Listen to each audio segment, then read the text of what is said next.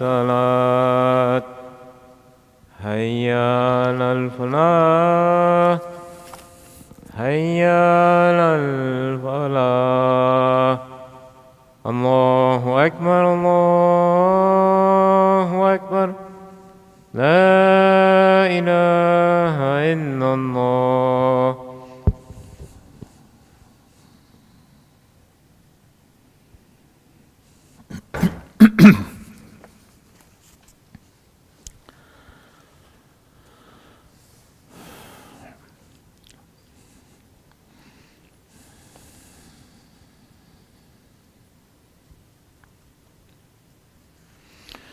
أعوذ بالله من الشيطان الرجيم بسم الله الرحمن الرحيم الحمد لله رب العالمين والصلاة والسلام على رسول الكريم بسم الله الرحمن الرحيم ما شاء الله لا قوة إلا بالله يا حي يا قيوم اللهم صل على سيدنا محمد وعليه وطراته بعدد كل من منك أستغفر الله الذي لا إله إلا هو الحي القيوم وأتوب إليه يا حي يا قيوم.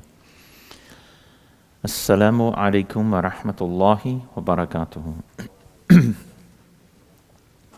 I remember many weeks ago our Hafiz Sahib, who's very knowledgeable, very well read in the Quran, mentioned in one of his khutbahs that the reason Luqman the wise, may Allah be pleased with him, was called the wise was because he was grateful to Allah subhanahu wa ta'ala for what he had been given. Right? And many times we don't see the things that we should be grateful for. Right? Like my wife recently, she last week or the week before, earlier this week, she slipped and broke her wrist. It was a bad break, you know. She needs surgery or she's having surgery, and so you can look at it and say, oh gee, gosh, it's how terrible, she broke her wrist and she's going to have to recover and she's going to be in pain, blah blah blah blah blah. Oh, how terrible, awful, horrible. And it's not she's certainly suffering and in pain. But by the grace of Allah, we have medical insurance, we have easy access to hospital care and prescription medication, and we have a home, a warm home, and a comfy couch for her to keep her arm up on, and for her to rest and be patient until her surgery is completed, And there are people in this world that have the same injury and worse and do not have medical care. And exactly. Same injury and worse, and they do not have medical care. So again, Luqman the wise, may Allah be pleased with him, was called the wise is because he was grateful for what Allah subhanahu wa ta'ala has given him. So Allah subhanahu wa ta'ala has blessed us with Iman. And Allah subhanahu wa ta'ala has put it into our hearts. He has given us the Iman to come to Jumu'ah Salat. Allahu Akbar. Allahu Akbar. That is such a fantastic thing to have. Iman to do Jumu'ah Salat. We've done dawah for, many, many years, 30 some odd, more than that, 30, 35 years. And most Muslims don't do Salat. And some of them come to Jumu'ah Salat. Most are, I'm so busy, I have to do this, that, blah, blah, blah. Just excuses that they tell themselves, right? But ultimately, Allah has not put the Iman, or they do not have the Iman to do the Jumu'ah Salat, let alone their 5 times Salat. So this is something that we should be grateful for. is that Allah subhanahu wa ta'ala put it into our hearts to do Jumu'ah Salat. Now, if I understand correctly, we are the only ummah that was given the beautiful gift of 5 times Salat, 5 times a day, right? We are the only ummah who has been given that beautiful gift. You know, there were only Anbiya of the past who wished to be in this ummah. They wanted to be in this ummah, right? And one of the things that we have received is 5 times Salat. 5 times every day on time. Now, as we on Sunday is that evening is the beginning of Isra Miraj, and we're having a small celebration here. You're welcome to join at 4:10. The program begins on Monday evening. A small speech, and then we break our fast because some of the brothers will be fasting, and then we have some dinner. So you're invited. So Allah subhanahu wa ta'ala on that day called the Rasulullah sallallahu alaihi wasallam up to his presence.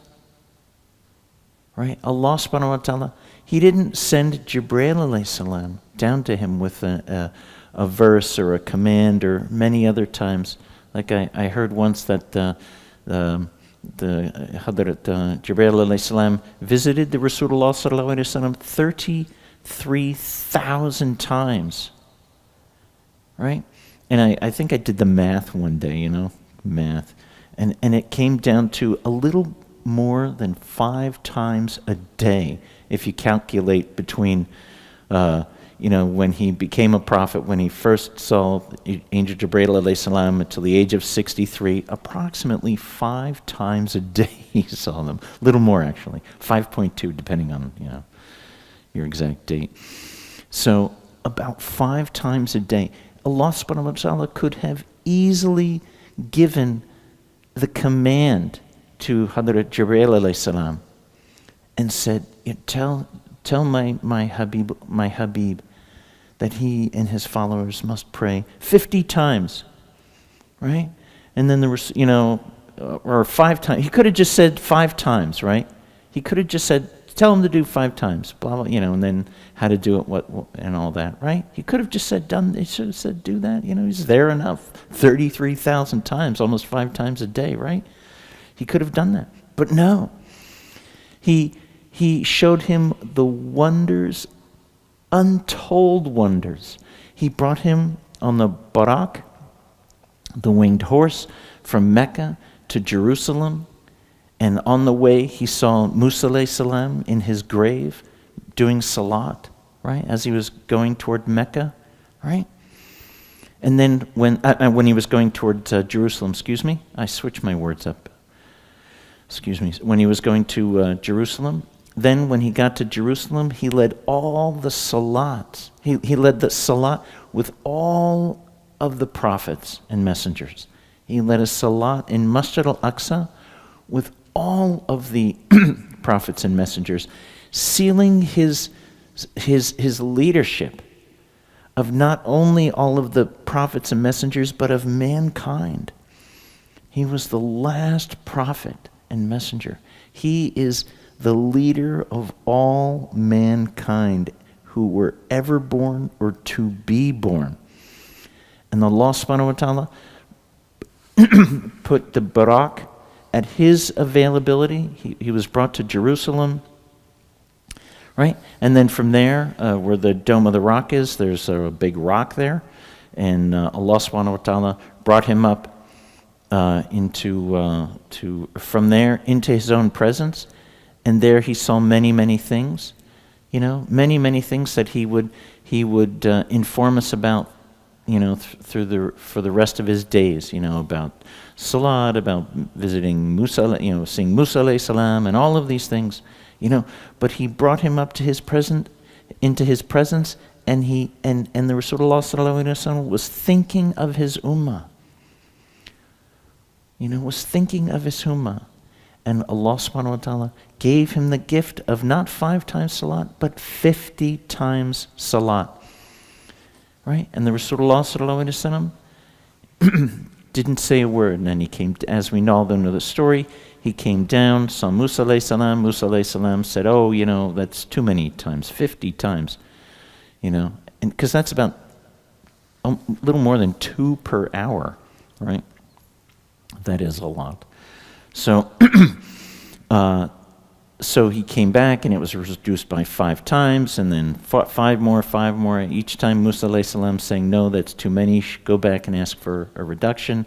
Finally, the Rasulullah sallallahu alaihi wasallam comes back down with 5 times salat, and Musa alayhi salam still says, no, that's too many for your ummah. That's too many for your ummah. I wish I could stand here and say, oh, Hadrat Musa alayhi salam, you were wrong. Oh, Musa alayhi salam, you were wrong about that. I wish I could stand here and say, no, you were wrong, Musa alayhi salam. That wasn't too much for this ummah. But sadly, he is Hadrat Musa alayhi salam. One of the 5 most powerful prophets. Wisdom none of us can comprehend. And he was right. He was right. Right? So, this salat that we have been given is the reward for 50 salat, even though we're only doing 5. So this salat has been given to us, and it is called the keys to paradise. It is the key to paradise. I took Shahada on July 14th at approximately, say, 1:30, 2 o'clock in the afternoon on a Friday, after Jumu'ah Salat, right? The brother there, I called up, how do you become a Muslim? He goes, well, come down on Friday.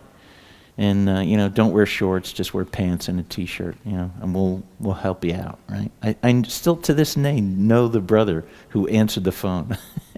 So, so it was 1:30-ish, 2 o'clock. It's probably 2 o'clock. So it was about 2 o'clock. I was given Shahada, and I had to do Salat right then and there. Someone showed me how to do wudu, and someone was appointed to show me how to do wudu and salat and the basics of how to live your life as a Muslim, the basic do's and don'ts, food, blah, blah, blah, getting up early, stuff like that. Right? I had to do my salat. So right then and there is no excuse for us missing our salat. No excuse, even in jihad. Right? Even in jihad. We and in jihad in those days during battle, you didn't have a gun and you were behind a bunker, right? No. You saw that man. You smelled that man's breath. You smelled that man's sweat, right? And they were hitting with swords and spears and bow and arrow. You saw that person they were hitting. Even then, some of them had to pull back, did their salat, just 2 rakahs, and then, they would switch off. So even then, they could not give up salat. They could not give it up. So salat is the key to paradise. It is the key to paradise. Now, what happens if we stay in our homes and we say, oh Allah, I just want 1 key. That's it. I don't want any more. Just give me that 1 key. I'm good. Thank you. I'm good.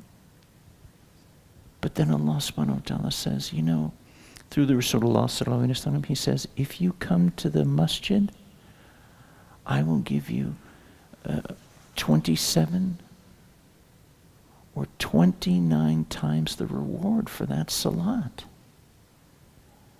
Are any of us, and believe me, may Allah forgive me, I miss my share of Fajrs and Jumu'ah.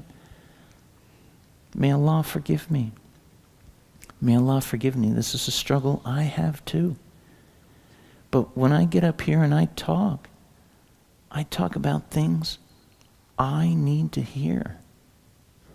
Right? And I figured, well, I'm either an average or below, probably a below average person, and maybe most every other person out there needs to hear the same thing, So Allah subhanahu wa ta'ala, we have the opportunity to, instead of just getting one reward for our salat and doing it at home, we get the reward for doing it 27 or 29 times the reward. How many of us are so certain in the quality of our salat that we're going to do it at home?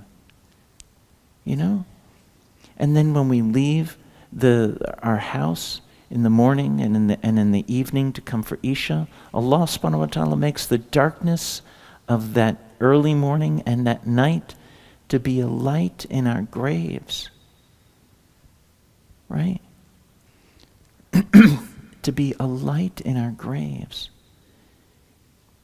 The other day I was watching something and someone spontaneously said to the other person, thank you for doing that for me.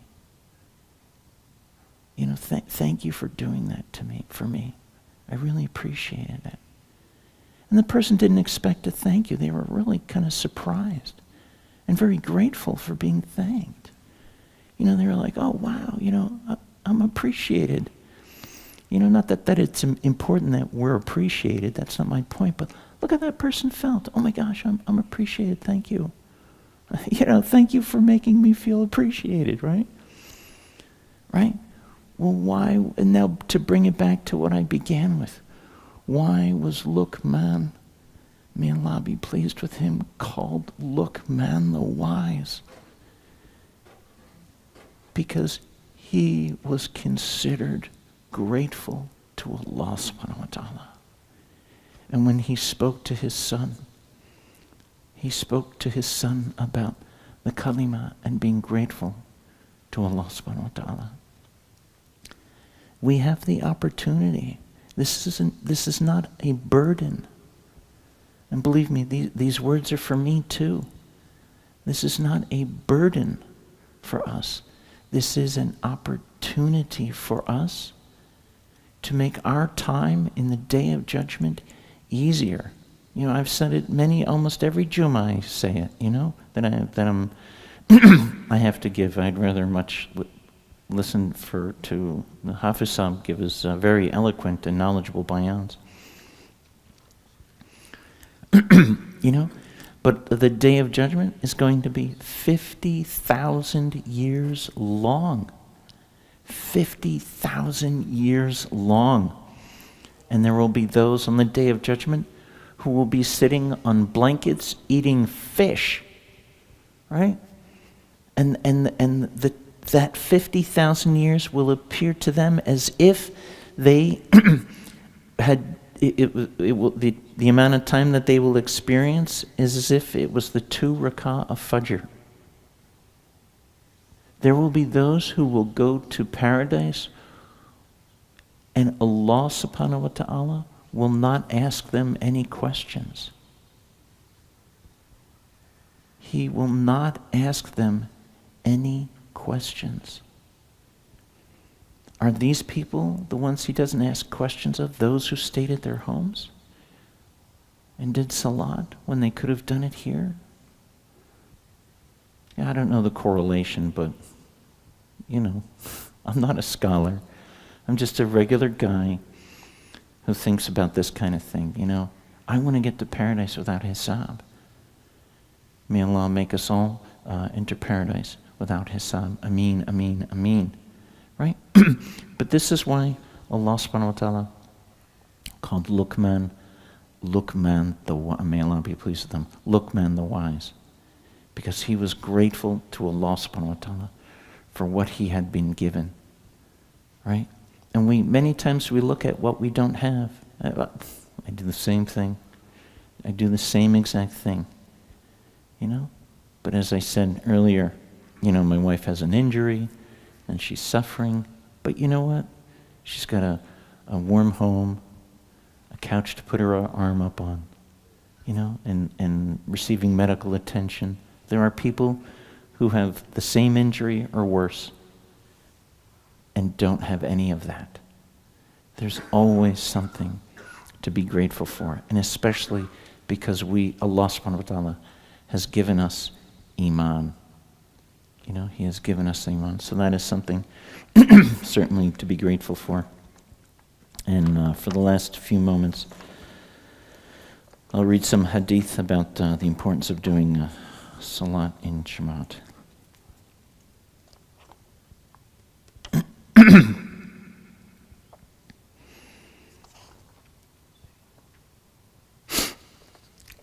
Excuse me. So we printed this book. We're reprinting a book, Bayaan Shariat, the most essential studies of the basic aqaid. Allah subhanahu wa ta'ala says in 68th chapter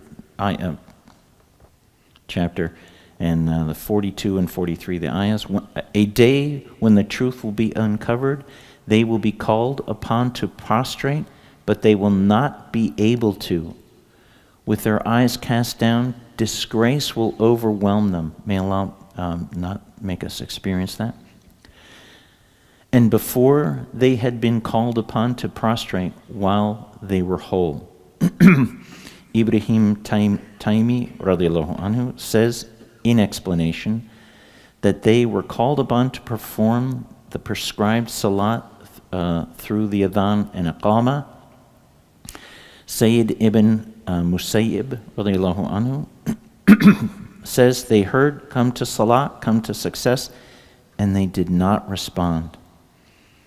Therefore, on the day of resurrection, disgrace and regret will cover them. Ka'ab al-Ahbar radiallahu anhu says, these verses were revealed concerning those who did not join the congregational salat. What can be a stronger and more suitable warning than this for those who choose not to perform their salat in Jumu'ah when they had the ability to do so? When we have died and we are in our graves, and finally the veil will be lifted, we will see the barzakh. We will be able to see, angels or whatever we're supposed to be seeing. We'll be in our graves, and our grave will either be a place of coolness, and we can smell, have beautiful scents, and it'll be a wonderful experience. I'm forgetting all the descriptions. May Allah forgive me. But it'll either be a very pleasant place or a terrible place. And finally, when the two angels, Kiramun and Katibin, come to us and ask us those three questions: who is your Lord? What is your deen? And we will be shown the Rasulullah sallallahu alaihi wasallam, and we will be asked, who is this man? Will we have the iman to have these two terrifying creatures in front of us, and we'll be able to answer those questions?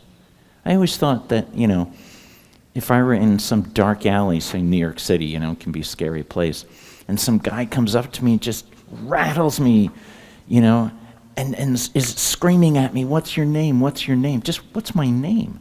I bet I could be frightened out of forgetting my name, let alone these two, extremely frightening malaika coming to me and asking me, who is your Lord? Are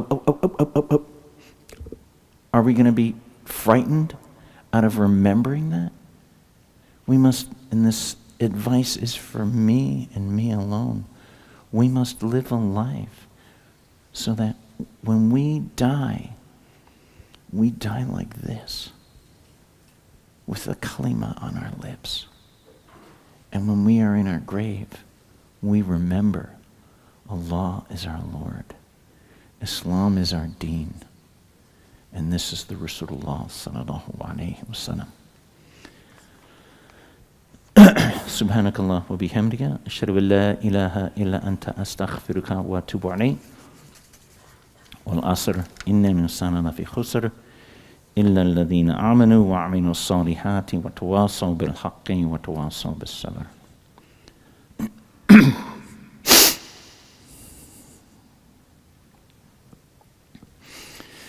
بسم الله الرحمن الرحيم الحمد لله رب العالمين والصلاة والسلام على رسول الكريم. بسم الله الرحمن الرحيم ما شاء الله لا قوة إلا بالله يا حي يا قيوم. اللهم صل على سيدنا محمد وعليه وتراته بيرد كل من منك أستغفر الله الذي لا إله إلا هو الحي القيوم وأتوب إليه يا حي يا قيوم. الحمد لله كما ينبغي لجلال وجهه وعظيم سلطان وأشهد أن لا إله إلا الله وحده لا شريك له وأشهد أن محمدا عبده ورسوله صلى الله عليه وآله وأصحابه وسلم تسليما كثيرا. أما بعد فيا عباد الله اتقوا الله تعالى ولا تموتن إلا أنتم مسلمون واعتصموا بحبل الله جميعا ولا تفرقوا واذكروا نعمة الله عليكم فإن أصدق الحديث كتاب الله وخير الحدي هدي رسول الله صلى الله عليه وسلم واحذروا البدع والمحدثات فإن شر الأمور محدثاتها وكل بدعة دلالة. أعلموا أن الله سبحانه وتعالى أمركم بأمر بدا فيه ونفسه فقال سبحانه إن الله وملائكته يصلون على النبي يا أيها الذين استغفر الله إن الله وملائكته يصلون على النبي يا أيها الذين آمنوا صلوا عليه وسلموا تسليما. اللهم صل وسلم على عبدك ورسولك محمد صلى الله عليه وسلم بشير النذير والسراج المنير ورد. اللهم عن أربعة الخلفاء الراشدين أبي بكر وعمر وعثمان وعلي وعن قية الصحابة وعن التابعين والتابعين ومن تبعهم بإحسان إلى يوم الدين وأنا معهم بعفوك وكرمك وإنسانك يا أرحم الراحمين. ربنا لا تزغ قلوبنا بعد إذ هديتنا وهب لنا من لدنك رحمة إنك أنت الوهاب. ربنا لا تؤاخذنا إن نسينا أو أخطأنا ربنا ولا تحمل علينا إصرا كما حملته على الذين من قبلنا ربنا ولا تحملنا ما لا طاقة لنا به واعف عنا واغفر لنا وارحمنا أنت مولانا فانصرنا على القوم الكافرين.